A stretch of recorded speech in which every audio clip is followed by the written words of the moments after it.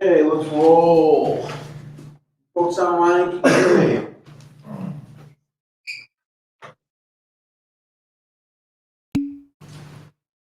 Folks online, okay, thanks, Natalie. Okay, so today's a review, huh? A couple things before we go through the review, questions. Again, the PowerPoint, I gotta have the PowerPoint by Wednesday at the test time. So make sure you send it to me at least at that time or beforehand. There was a couple questions regarding about grading other people in your group. And it dawns on me, probably the best way to do this, rather than giving grades in the group, is if you have an issue, no, that's not wrong. If there's somebody in your group that you want to give a 1 or a 2 out of 5, meaning 1, they didn't do shit, and 2, they didn't do enough, then send me the name of that person and why you gave them a 1 or a 2, okay? That way I don't have a million emails, but just email it to me and say what group you're in. So if you three are in the same group and you give him a 1 on an email, he's in trouble. You guys got it? So just email me if anybody in the group hasn't carried their weight. Either a 1 or a 2. You guys got that? So if everybody's cool, don't email me. Just email me with 1s and 2s. All right. There is no oral presentation, obviously, on the project. And I'm looking for a electronic copy of the PowerPoint. Okay. You guys good on that? How are we doing? Crappy weather. We need the rain though. Okay. Any questions?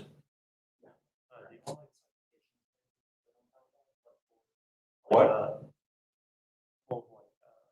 Where we got our information.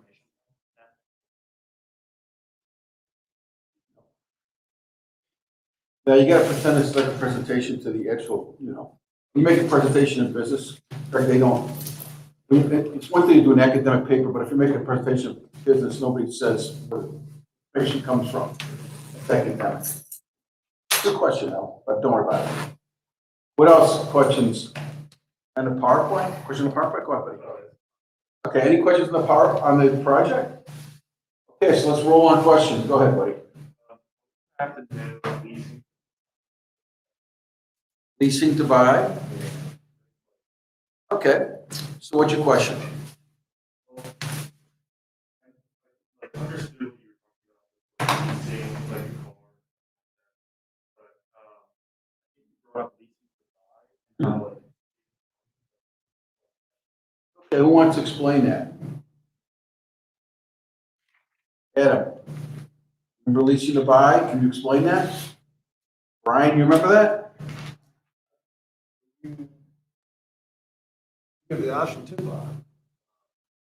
Instead of a vehicle, but the end of the lease, you turn the car in.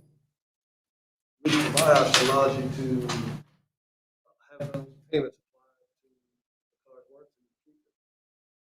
Yeah, lease to buy means a lot of different things, but the bottom line is it means that after the lease, you can buy it. It means, but there's a lot of things, like when you go to rent, if you ever go to buy a house, like it's not now because houses are really, well, most houses, areas are really hot right now, but a lease to buy, just give you an example, that say you rent the house for $1,000 a month, but at the end of the year, you can buy the house for X amount of money and they credit you to $12,000 against the purchase price. So that's lease to buy. Same thing Brian said with a car. Most of the times you have a residual value on a car.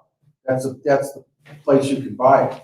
A lot of times leases just keep going and going and going, and you just, like, rent is basically a lease. A lot of people don't like, if you can afford it, right? And if you can afford it, rent usually isn't the best way to go, especially for younger people.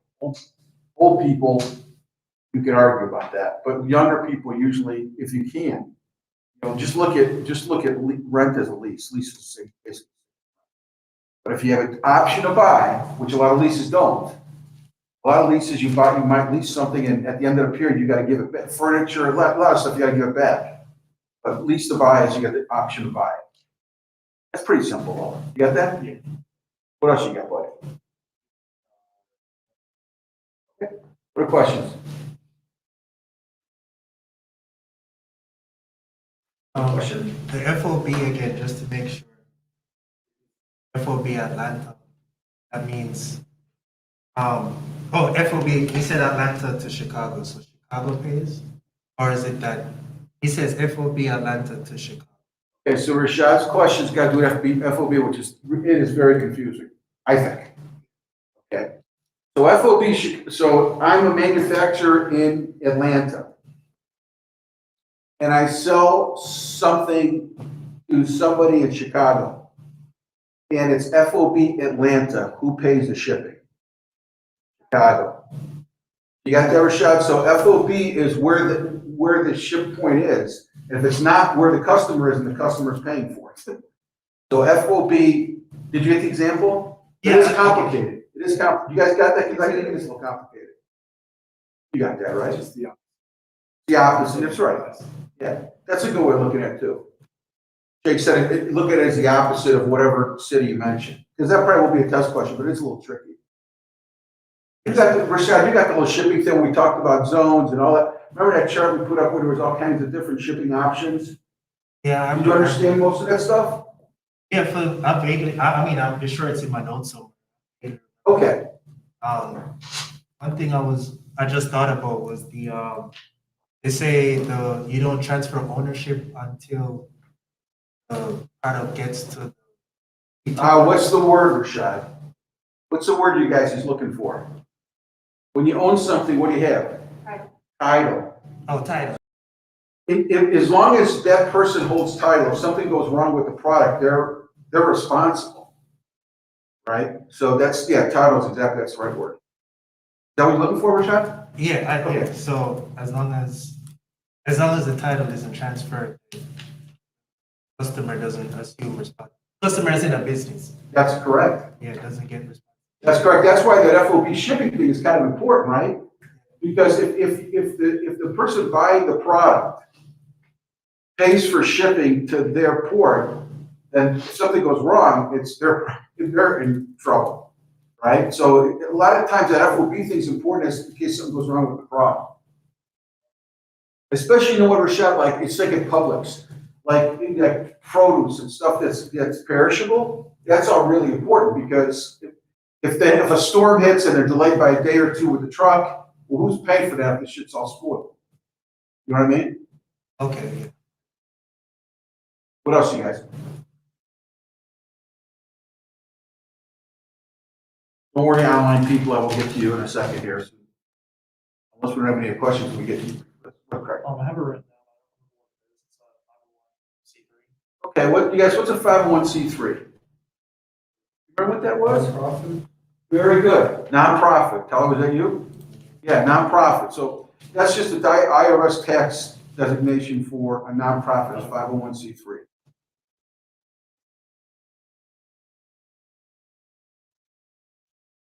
The EDI thing, you never really went deeply in it, so I wasn't sure if it was too important.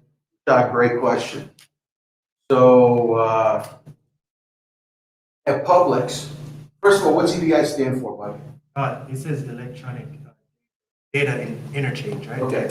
So how would that work at a grocery store? I guess the transfer of data.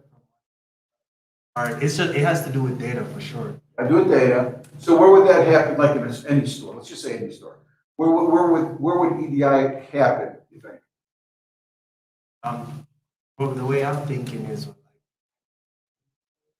like ordering, maybe, I don't know. Jake, where's EDI happen in your mother's store? No, I don't think. Okay, EDI is electronic data interchange. So it's basically how computers talk to each other. So Rashad, in some places, EDI takes place in a grocery store where inventory gets to a certain level based on the scan sales. So every product's scanned, right? So in some places with some products, that goes directly to the manufacturer. And when Jif peanut butter gets to a certain level, they know to reorder. Or payments go straight from, you don't want to hold the money. So EDI has to do with payments, how the payments are transferred. So anything electronically, especially in retail. But I also talked about that. Remember we talked about just-in-time inventory? Yeah. And all that stuff with Granger, Rashad, you remember that? Yeah, I remember. Okay, so EDI would do the same thing. They're in a hospital, in this school. In this school, they want to make sure they got 100 bulbs in inventory, right? I'm just making that up. Well, they track via computer, they start with 200, and they want to make sure they have 100. They go 1 to 50, 120, but once they get to 100, they don't order. The supplier already knows to order the 100, and they talk, it's computer to computer. That's what EDI is. Okay.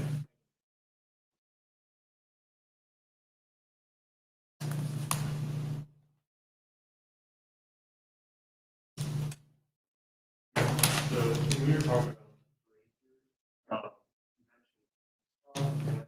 how they do their Yep, you know what I just described is that just the type inventory is Granger's keep stock. It's just their trade name for that particular function. So, and the hospital's the best one, but they do it with all kinds of customers. But again, the hospital, instead of having to order toilet paper, right, is the toilet paper is being used and scanned. They know at what point they need to order more toilet paper. So the hospital doesn't order the toilet paper, the Granger's delivers the oil toilet paper and bills them. So there's a lot of trust that needs to be done there, right? Because what you don't want to have to make sure is there's not a truckload of toilet paper someplace in the back room. So there is a lot of trust to be put there, but that's keep stock is just Granger's just-in-time inventory name. Pretty sophisticated stuff. There's not a lot of people that do that. Because you have to really have big servers and you have to have trust with the customer and the supplier. Pretty intense. But if you can do it, it saves, if there's a trust there, think about the time it saves for the customer and think about the time it saves for the people selling the product. And usually when you have that, what happens is Granger gives customers discounts.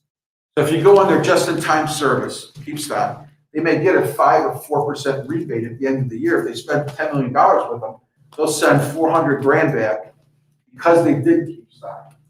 Because Granger doesn't have to worry about selling them. They know they're going to sell them because they don't have to worry about a salesperson going in there a week late or not noticing or whatever. It's just an automatic thing. So they usually incent customers to do it because it's good for the customer and good for the salesperson, sale company, as long as the trust is there. And they can do it, electronically they can do it. A lot of times they don't have the capabilities to do it, and sometimes the trust isn't there. So, what's up, Andrew? What else? Go over basing. Base point? Yeah. Okay. Andrew, why don't we talk about, you got your sheet right there? Yeah. Okay, what do you have there? Give me the first one. That's like I just have like the term. Oh, okay. So we got a little bit into this FOB discussion. So base point shipping, which is very, very, probably the least important, Andrew, and the least used. You guys remember what that is? What is that?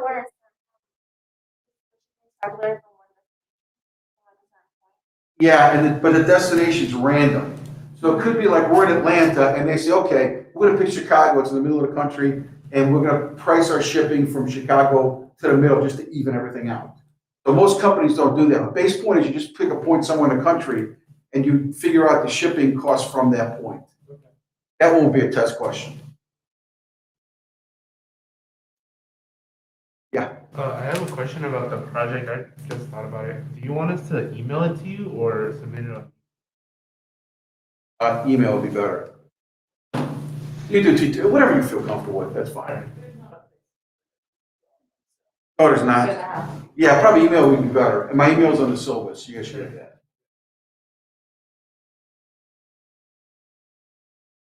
What other questions? Mr. Marketing? You all set? You have no questions? I think so. Yeah. Okay. Andrew, you got anything else? Going over EDLP. Okay, that's another complicated one. So what's the opposite of EDLP, Andrew? I don't have any. Oh. Okay, so it's got to do with, and this is again retail, it's got to do with pricing. So high-low, and you remember we talked about high-low, you were here. Remember what high-low pricing, what does that mean versus EDLP? Okay, Jillian, tell me what high-low pricing versus EDLP is.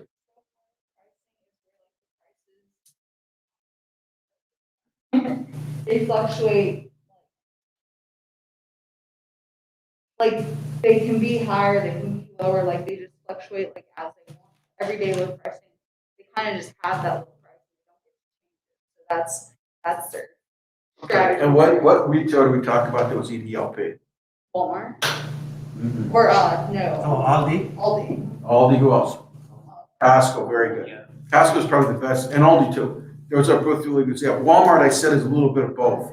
It's a little complicated. So what's a high-low one? Remember which one we talked about high-low? Publix, Rashad, Publix, Kroger, anything that puts, any retailers that put shit on sale, right? And and they do a low price, they're doing that create image. They might put 20 items on sale that are actually lower than the EDLP retailer. But if you're looking for a low price every day and a fair deal, then you go to someplace like Costco. But Costco's not gonna put stuff on sale. Well, then, theoretically, they don't put stuff on, they really don't, they don't put stuff on sale. You guys got that? Question, Andrew? Got that? No? Okay. What else? Yeah. I remember you did an example for a vendor rating and how you were like, everyone has a point that gets to it, and at the end, you kind of like add a total. Okay. I probably went through that too fast. Oh. What happens when you both need replacements? Not only good enough to have one, I have both of them. All right. Where was that? Which chapter was that? You know?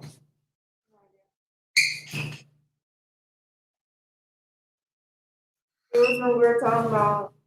Oh, I remember the chart. Fire. You don't know what chapter it is though, huh? Okay. Luckily, I can explain. So this is after you've chosen somebody to do something. So let's say Council Estates buys 1,000 shares, right? So at the end, they pick ABC Share Company. So ABC Share Company sells 1,000 shares to KSU. The shares come, everything's fine. But before they buy from ABC Share Company, KSU does a vendor assessment, or what does the book call it? What did you call it? Vendor what? Vendor rating? Vendor rating. Vendor rating, vendor assessment, same thing. And as a customer, and let's talk about KSU. I know I'm explaining. Let's talk about KSU. So KSU, whoever's buying the shares. Any attention? KSU's everybody buying the chairs. They're saying, you know what, when I buy these chairs, you got price, you got customer service, you got quality, and you got timely delivery. I'm just making these up. And when we buy these chairs, this is 30, 30, 20, and 20. This adds up to 100. So after we buy the chairs from ABC Chair Company, we're grading them on these 4 things. Got it? Okay. Then they grade them from 1 to 5. Yeah, this is after the whole seal's done, the shit, all the stuff to deliver. Because what they're trying to figure out is, are they going to buy more chairs from ABC Chair Company? That's why you go through this. Got it? Okay. So they grade 1 to 5. So on price, they graded 4. On customer service, 4. Quality, 3, and 5. Okay? So then they got to say, okay, what grade is acceptable? Let's say the grade's got to be 4.0. Okay. So they got 1.2 here, they got 0.8 here, 0.6, and 1.5. What's that come up to? 2. I wouldn't know, okay. 4.1. Okay. 4.1, right?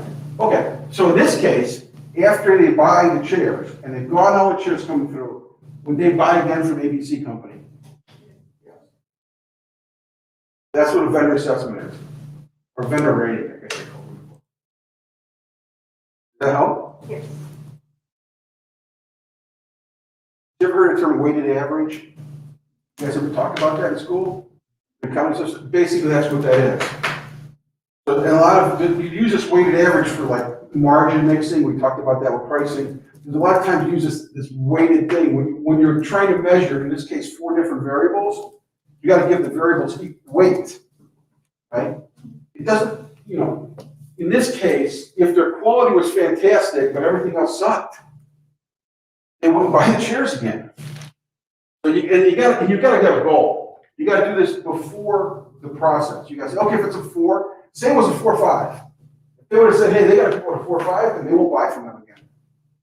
Because they didn't make 4.5. Okay? 4.5. Next question. Dylan, you got anything? No? You guys any questions?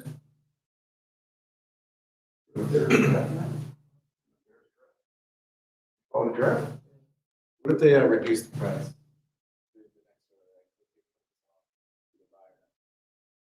So what's your question, Jake? It's 4.5, they get a 4.1, they say, we give 20% off the next order. Great question, Jake. Okay? So Jake, let's say they do that. What would price go to? Probably. Exactly. So what would they take up? 0.3. Right? So this would be 1 times, they pick up 0.3. So this would go to 4.4. If they said their mark is 4.5, ain't good enough. Good question, though. You got that, Jake? Does everybody understand when you ask the question?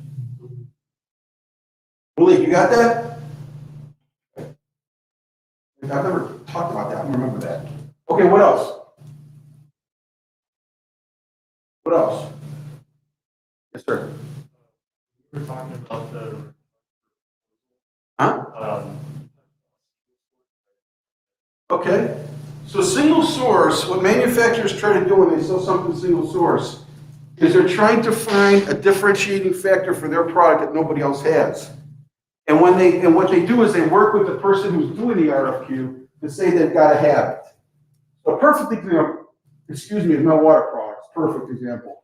Because my products are the only ones that have Department of Defense accreditation. We tested it for Department of Defense standards, we're the only one who have it. Okay, so say somebody wants to buy these water systems. They put in the RFQ, must have Department of Defense accreditation. We're the only ones that could do it, we're single source, we get the deal. So single source is what all manufacturers try to do if they've got a competitive advantage somewhere. I'm bidding tomorrow, Thursday, what's today? Monday? So Thursday I put in, I'm bidding all the you ever heard of Carter stores, Oshkosh, Bagosh? So I'm bidding all their stores to do LED lights. You know what advantage I have? Nothing.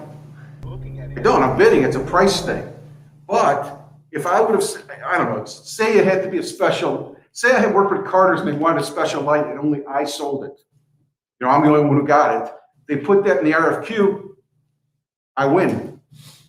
But I don't know whether I'm with Carter's or not. It's not, it's a price thing. If I'm the lowest price, I will. If I'm not, I won't. Yeah, exactly. It's edge. So Craig said it's an edge you've got. It's something that gives you advantage that somebody else doesn't have. The water systems, I think, is a good example. I've got this, I've got it tested. The water that comes out of my systems meets Department of Defense standards. And I'm the only systems that do that. So if the customer says, I need that standard, there's nobody else I can buy from. And usually what happens is the whole thing's this is a little bit of a scam. When you know let me put it this way. When you're trying to sell the customers, especially the government, this happens all the time. We've done this a million times. When you're dealing with the government and they want to buy from you, but they got to follow the rules, they'll do something like that for us because they want to buy from us. If they don't put that in there, then it's open for bid. Anybody could do it. Again. So why doesn't water filter X go to the accreditation? Because the end of the market's not big enough, and I don't have any competition. So if the market, if I started thinking this company will never do this, but if the company started to blow up and do really successful, somebody's going to knock it out because I have no patents or anything.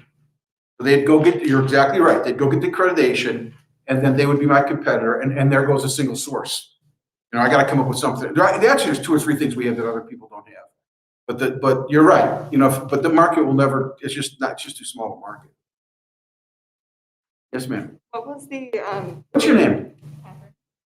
Catherine Dawson? Okay, go ahead, Catherine. What was the thing that you said that they like searched that for? You said if they had to have the accreditation. You said an acronym for it, it's like 3 letters.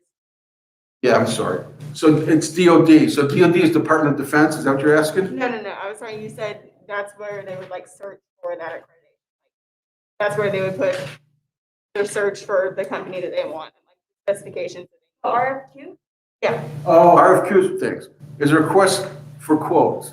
okay. So RFQ, RFP, same thing. RFQs request for quote. RFPs request for proposal. Same thing. There a downside to single sourcing? Because problem right now, they single source their chips and all their chips are like somewhere in China or something, and now they have a whole yard. All right, great question. You remember, Jake, I think in the first class, here's an example. When I talked about terms meaning different things, the same term meaning different things. Okay, so Jake just asked, if Ford is buying their chips from one manufacturer, that's single source, but that has nothing to do with what I'm talking about, but I'm gonna address what you said right now. So what I was talking about, a single source, is when there's multiple options and the person who's buying wants you to get it and you've got an advantage and they list it on the RFQ. What you're saying there, unfortunately, is a lot of the car companies have only one source for these chips. 2 different things, right? So you guys know about the car industry right now, it's just toast. It's not just Ford. Ford's like the lead, but they're all toast because they can't use the chips. They've got problems making the chips. I heard a story over the weekend, Tesla. I don't know if it was in LA or somewhere, but there was a Tesla lot with 400 Teslas in it. And the homeless people figured out how to break into the cars. And I guess there's a way you can start the heater. And they ran the heater, which you're not supposed to run a long time, and they messed up all 400 cars. It had to do with the chips. So they didn't have chips. They got 400 cars that they can't sell because I think it's LA they did it. My buddy's a big Tesla guy. So anyway, yeah, those chips, there's 2 different things. Do you understand the difference, Jake? Okay. What else? Next question. Brian, you got anything? I have single source. Okay. Anything else, you guys, before I go to the online folks? Just 90% got the stocks to buy thing, but I'll explain the Publix thing. So with Publix, maybe this will help me. So with Publix, after you get free stock, or you get stocks every quarter and every year, and then after 3 years you're vested, but you can't get the stocks until you're retired or you quit. After 3 years, it keeps going up every quarter. Every year. Or every year. So, and then you get dividends and stuff. So No. I'm saying I get dividend checks. You might, but you're not, dude, you're not even close to that level yet. Yeah. Well, what I'm saying is, like right now, like my first dividends is like 50 cents, and then now it's 36. I mean, I get it in the check, but I'm just explaining mine so I can better understand the one. Okay, Rashad, that's not right to buy options, though. Yeah, so that's what I'm trying to get the difference. Okay. So, yeah, so. You want me to explain them again? So I'm saying with mine, after 3 years, you're vested. And then I can't do anything with it unless I quit or I'm retired. But I was trying to understand the difference between mine and the one. Okay, so how does yours work? How does yours work, Rashad? Well, mine is as soon as you start at Publix, they give you stock. It's just a private company. And if you quit before 3 years, any stock that you accumulated, after 3 years, you're vested. And if you quit after those 3 years, like right now, say you have 10 grand in stocks, after 5 years, you can get it after you quit. But it's really for retirement. You can keep it. So like the Publix guys who's been there like 30, 40 years, who have $1 million in stocks, they get it. Walmart's the same way. Yeah, so they get it in retirement. So I get that. So like right now, my stocks, I can't use it unless I quit. I was just wondering what's the difference with the stocks to buy thing was pretty close. The difference in what I said before is you don't have to quit or retire to get the money. So I didn't talk about, do we talk about vesting or not? Did I make it, Craig, did we talk about vesting? About how, no, remember I said I want to make it simple. So vesting means that the way it worked at Coke, vesting is every third year, you got the right to buy 1/3 of the shares. I didn't want to go into it because it's going to be more complicated. But basically, the only difference you're talking about is that if you're a Coke and you get those shares, you can exercise them and buy those shares whenever you want. You don't have to retire or quit. You understand? So I think that, but it's kind of the same idea because you're not paying for any of that, right? That's stuff they give you. Yeah. It's kind of the same thing. It's a big difference is, you don't have to quit or, if you need a car and you think the stock's not going to go up anymore, you exercise those shares and buy a car. Well, when you say but is it around a test question? That's what I'm asking. Is it what, Regat? Is it a topic of a test question? That's what I'm asking. Oh, probably. Okay, so you said to buy, and you said it's basically free, right? Great. But you can exercise it. Exercising means You're buying it. you use physical money to get those stocks. Is that what you're saying? Well, it's an equal transaction, right? Yes. So you make the money on depreciation. So on your Publix thing, you're getting this. The other difference is you're getting the stock, right? So if they give you $1,000 a year or whatever of stock, it's yours, $1,000. Got it. With Coke, in most companies, it's a lot more shares, it's a lot more money, but it's based on appreciation. So if the stock doesn't go up, they're not worth anything. If the stock goes up at any time, while exercising, you go ahead and you get that money. And what they do, you're right. You don't need the money. They use the money from the proceeds at the same time to pay for the buy. So I never had to come up with any money to exercise my shares. Oh, it's just the profit. Profit, not really profit, but the appreciation. Just the appreciation. You never had to dig into your. Okay, all right. That's what I was trying to. I was saying I almost got it. Yeah, that is, as you said, the second biggest difference. One is we can do it any time, but the second thing is it's based on appreciation. Where yours, you just got the stock. Okay. They're trying to get you to stay there. Yeah, that's why. Yeah. Yeah. Exactly. All the stock option plans, regardless of how they work, they hit agendas. They're trying to get you to stay there. I think I get it now. Okay.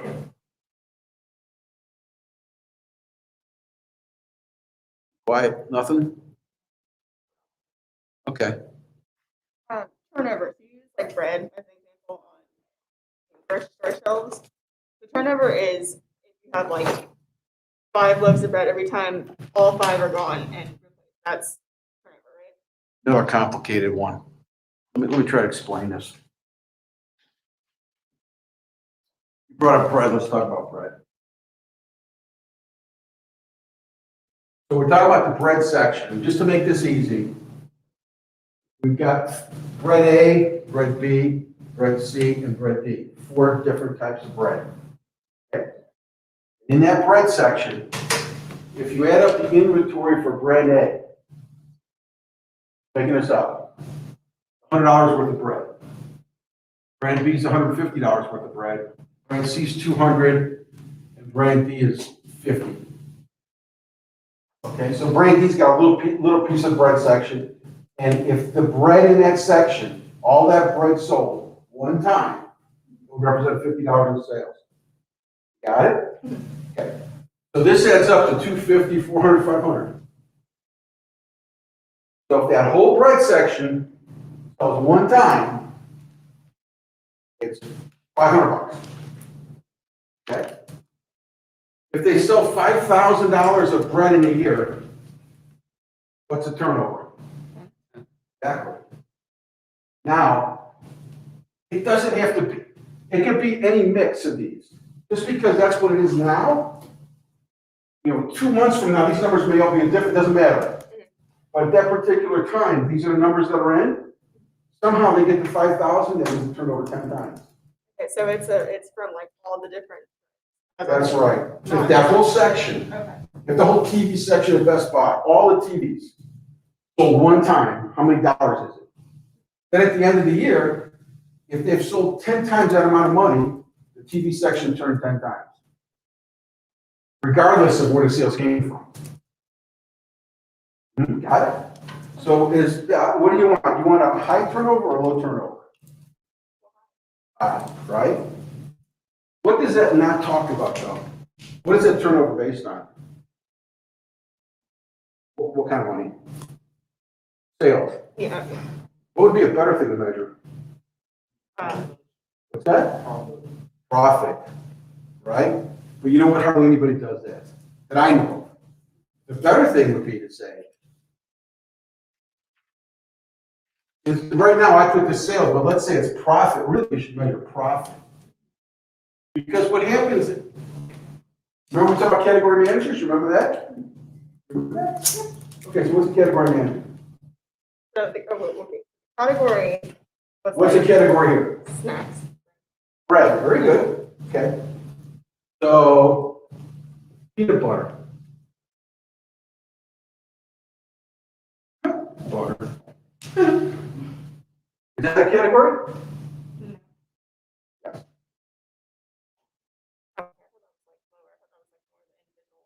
Now, we just talked about two things, categories and departments. Okay, right, yeah. There are lower ones we can talk about it. It's complicated. But that's a category. Okay? Let's go to peanut butter. And after a year, this is the case with bread. Let's look at peanut butter. Peanut butter's got 4. And peanut butter, let's do the same thing. $100, $150, $200, $50, $500. Except at the end of the year, they've sold $10,000. How many times did they turn over? Yeah. How many? I can't hear, I'm sorry. 20. 20.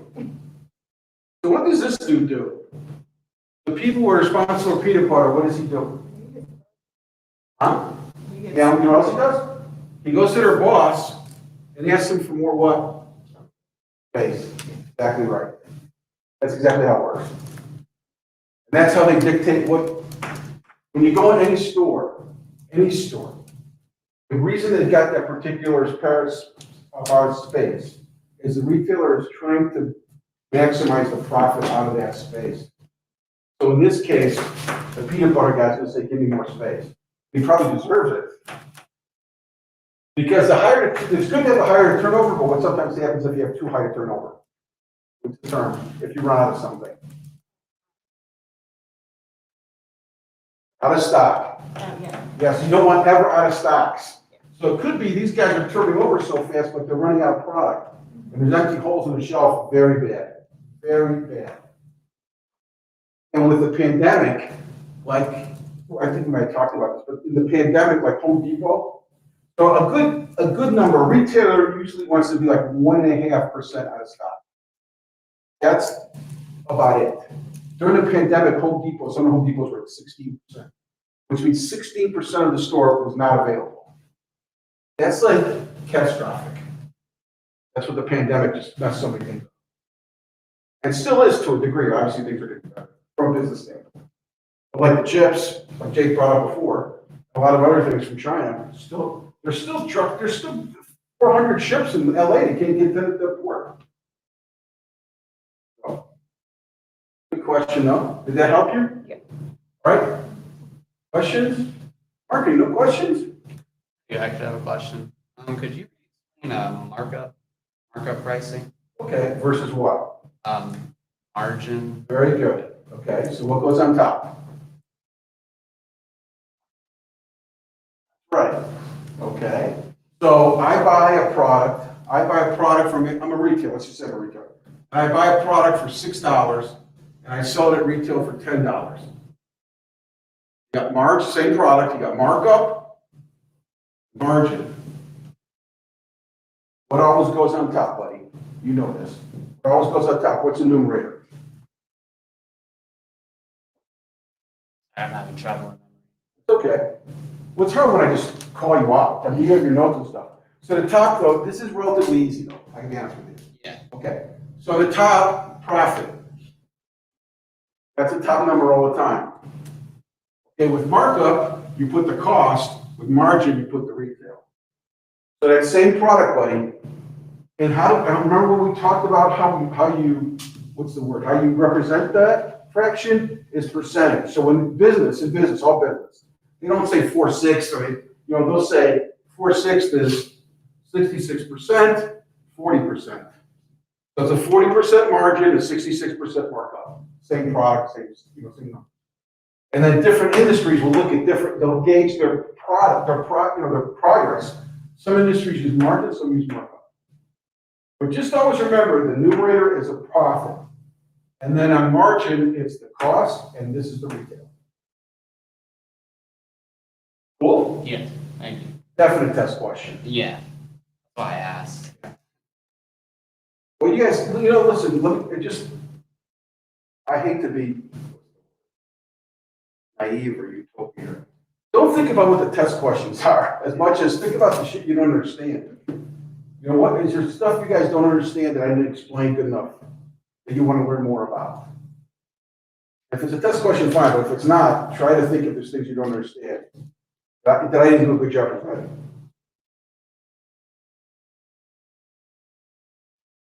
Anything else?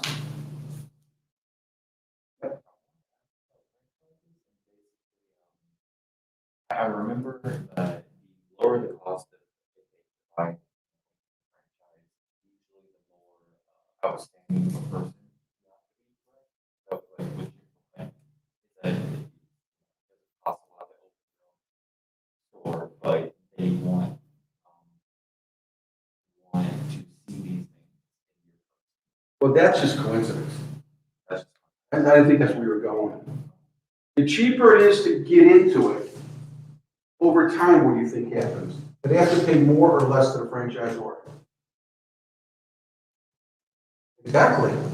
That franchisor is going to get his money, bro. Either gets it when you buy, or he gets it over time. So Chick-fil-A gets it over time. McDonald's gets it up front, plus a little bit over time. But the fact that Chick-fil-A is trying to have a franchisor of a certain type, that's just their model and their mission. It's got nothing to do with money. You understand? Yeah, I understand. They follow up. They have to usually buy from Chick-fil-A all of their stuff. Oh, sure. Store So and does McDonald's. okay. So don't look confused on that. No, it's just I remember one of the things was like usually the more expensive ones they have a choice of being like, okay, we're going to buy from these people. Whereas the less expensive ones have to buy directly Remember, they got to get their money. from. Right. So Chick-fil-A, McDonald's, Arby's doesn't make any difference. They're going to get their money one way or another. So they always buy. No, they can get their money up front. Like McDonald's, you got to pay $1 million, and then maybe you could buy your friggin' whatever from somebody else, right? But Chick-fil-A, when you put $50,000 down, you're buying all the stuff from them. Because part of the way for them to get their money is profit on the stuff that you buy to sell to your customers. Right? Could that also be a way of keeping, like for, In-N-Out Burger, could it be a way of keeping your quality high? Oh, no doubt about it. Okay, No, that's actually the reason we do it. okay. It's more of a, thank you for bringing it up. It's an economic thing, but it's more a quality thing. And In-N-Out Burgers, and actually they all like this. They all try to keep the quality the same because there's nothing worse. Burger King. If you go to Burger King here and you go to Burger King in Chicago, you may or may, they're Burger King, but Burger King probably doesn't have the best quality control. And you may have a little slightly different deal. In-N-Out Burger, Chick-fil-A, you go to Chick-fil-A in Wichita, Kansas, buddy, it's the exact same shit you got here. In-N-Out Burger in LA is the same thing as it is in Denver. So that is a big part of it, which I should have said. One, it's economics, but the other thing is they want to make sure the customer experience is the same. Because once a customer goes to a Burger King in Chicago and it's not as good as it is in Atlanta, they're in trouble with that customer. Because the customer doesn't want a surprise. He's going to Burger King or wherever for this exact product. That's a good point, Greg. It's probably more important than the economics of quality control. I remember you mentioned the same thing with Waffle House. It's like why they do that. So they want to keep They do, right? Yeah. Our Waffle House is different at all? No. They have a very limited menu, the same type of people working there. The place looks the same, you know, with the bar, with the stools. Yeah, man, they're trying to create consistency. What else? Explain the example. With the what? With the snowmobiles? Yeah. You know what MSRP is?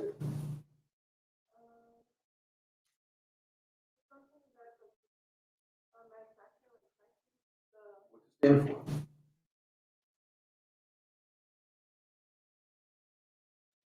Stand for? What's it stand for? That's right. Manufacturer suggested retail prices, MSRP.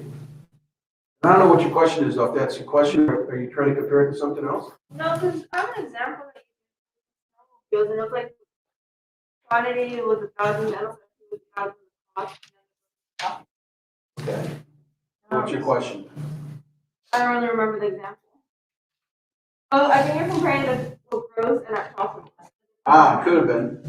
Okay, so why don't you explain to the class what that is? What's the difference between gross profit and net profit? Right, which one? Net And what? expenses. Yeah, so it's taken out of the profit. So net profit is your profit after you pay for cost of goods and all your expenses. Gross profit is when you just pay for cost of goods.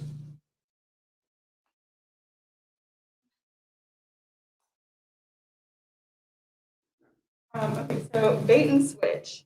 They use the example of the car, like they advertise this one, you get there and it's not there. And then they try to sell you on another car, you said that was bait and switch, right? So what do they do to make that like not illegal? How do they turn it? You said there was like one thing that they can do.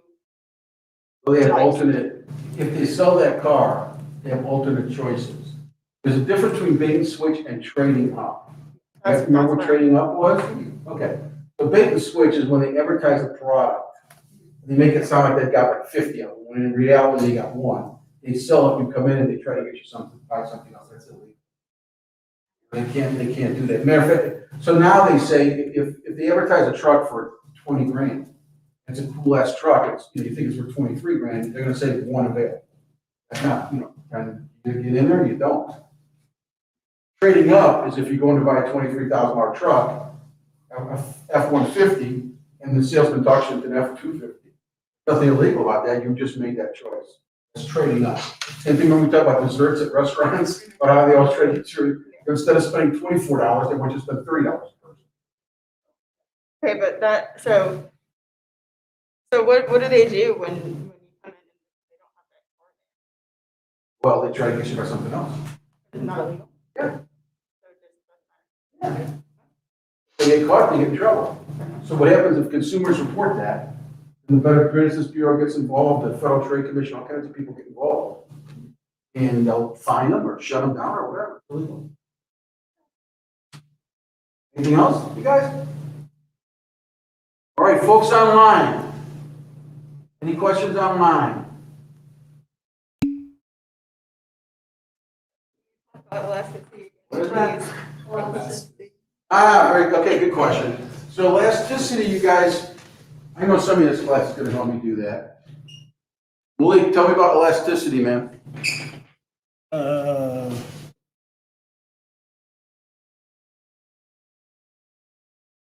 Talking about inelastic.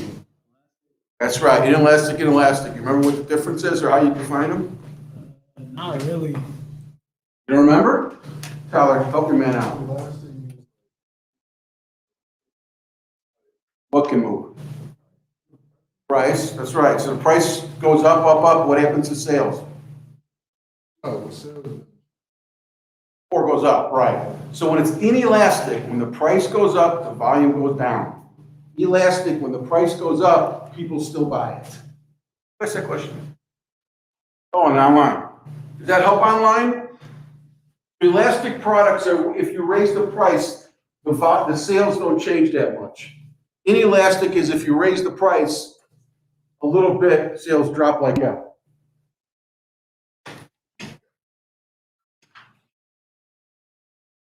Okay, what else? Online folks. What's forecasting? Cynthia, what's forecasting? It ain't about the weather. I've got a very smart group of kids here in class, and they're gonna help me talk about this. Adam, what's forecasting? That's exactly right. And that's a simple way of saying it. It's the right way of saying it. Forecasting is either it's like the weather. You're projecting what something's going to do. So in sales, we have to forecast sales of something in order for manufacturing and logistics and everybody to provide that product at the right time. If you're making a product, if you're making a chair, you have to forecast how many chairs are going to be made so you buy enough bolts, right? Or you buy enough cushions. So forecasting, you guys, is about projecting what's going to happen. So when you need it, you got it. Very good. All right, what else?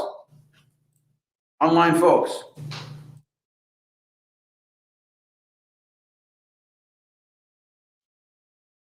That's it? Okay, so before we go, I feel compelled to say something. So this is a very hard class to teach.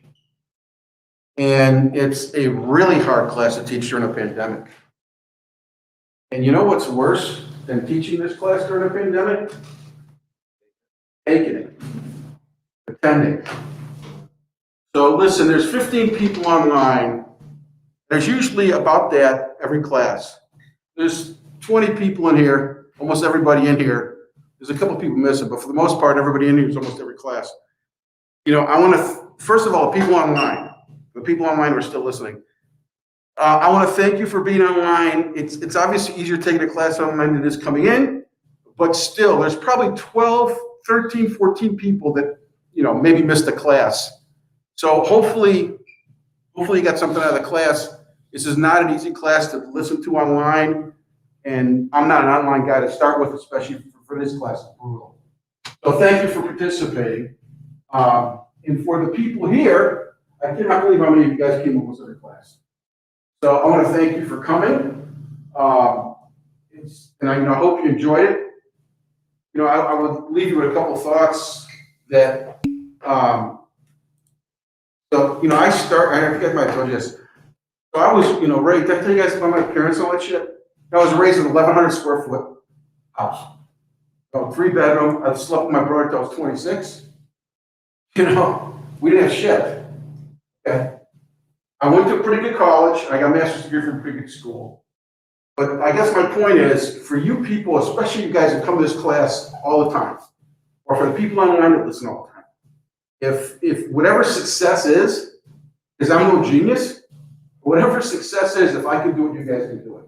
And again, I'm going to say what I said from the first class. I love teaching at night. That's the only reason I teach at night is so I get to hang out with people like you.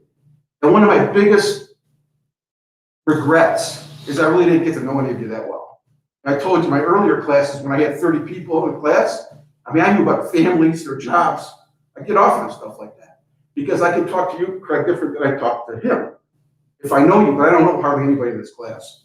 But if a guy like me could do it, you guys, I mean, there's some talented people in this class. And I'm sure, and even online, some of the highest grades we got in the midterm are people online. So there's some talented people online. So you guys, you know, I don't want to really focus on the idiots, and there's a lot of idiots in this class. Probably half the class, well, probably 40% of the class didn't attend. And, you know, they're not attending now. I really don't give a shit about them. And they're morons. And they're immature, they're stupid, and they're ignorant, in my opinion. And I went through that in the first class. So for those of you either online or here who took this class seriously, and I'm sure a lot of you hated it. A lot of you didn't want to be here, but you came. So just try to keep that mentality as you go through your career and go through school. Because there's a lot of people in this class that can be success. Based on what you guys are facing, the whole pandemic thing, the weather, it's 8 o'clock at night. Do you want to go through this BS? But you came, or you listened online. So you guys should be, you know, you guys should be proud of what you accomplished. If you can do that here, you should be able to do it in your career, because there's a lot of talented people in this class. And hopefully you're a little bit less stupid when you start. Well, at least a little bit, because just the stuff I talk about. So I'm gonna thank you for coming. I want to thank you for the opportunity to hang out with you guys. Good luck on the final. If you ever need anything, I still talk to people from 5 years ago. 2 weeks ago, I got, and I get off on this shit. 2 weeks ago, I got an email from somebody who took my class 3 years ago and told me it changed their whole life. Stuff like that. And that's what she said. Is she exaggerating? I'm sure she is. But the fact is, 3 years later, she sends me an email and says something like that. That makes me come to work. Because obviously, we talk about I'm doing this for money. So anyway, I want to thank you guys. You guys were great. The people who come all the time, awesome. Thank you so much. Because it would have been bad. The class you got before here, there's some of these classes have 1 or 2 people in it. What the hell are you in a class for? So again, thanks for all your time. You guys need anything, let me know. Good luck in the project and good luck in the final. All right? All right. I